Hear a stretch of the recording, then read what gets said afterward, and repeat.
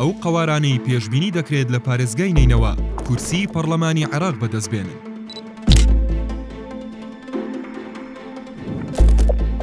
پارێزگای نینەوە دووەم گەورەترین پارێزگای عێراقە و دوای بەغدای پایتەخت زۆرترین کورسی ئەنجومەنی نوێنەرانی عێراقی بۆ تەرخان کراوە کە بریتیە لە 34 کورسی. زیاتر لە 1000 بربژێر لە چوارچێوەی 37 لیست و قەواری سیاسی کێبڕکێ لەسەر بەدەستهێنانی 34 کورسی پەرلەمانی عێراق دەکەن لە پارێزگاکە.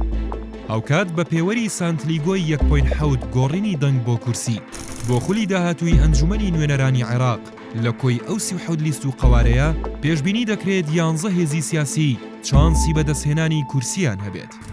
هەروەک هەڵبژاردننی ئەنجومەنی پارێزگاکانی عێراق لە ساڵی 2023 تەواو هاوشێوەی هەڵبژاردننی خولی شەشەمی ئەنجومەنی نوێنەرانی عێراقە کە بڕیارە لە تشرینی دووەمی ئەم ساڵدا ئەنجام بدرێت.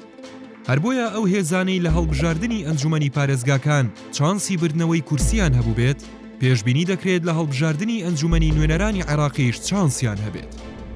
لەسەر بنەمای ئەو ئەنجامانەی قەوارە سیاسیەکان لە هەڵبژاردننی ئەنجومەنی پارێزگای نینەوە لە ساڵی 2023 بەدەستیان هێناوە پێشبینی دەکرێت ئەم 11 قەوارەیە کورسی ئەنجومەنی نوێنەران بەدەست بهێنن. نينوى لأهلها، حزب الديمقراطي الكردستاني، تحالف العقد الوطني، السيادة، تحالف تقدم الوطني، تقدم، الحسم الوطني، تحالف الحدباء الوطني، الهوية الوطنية، اتحاد أهل نينوى، تحالف عزم العراق، عزم، الحزب الوطني للتجديد.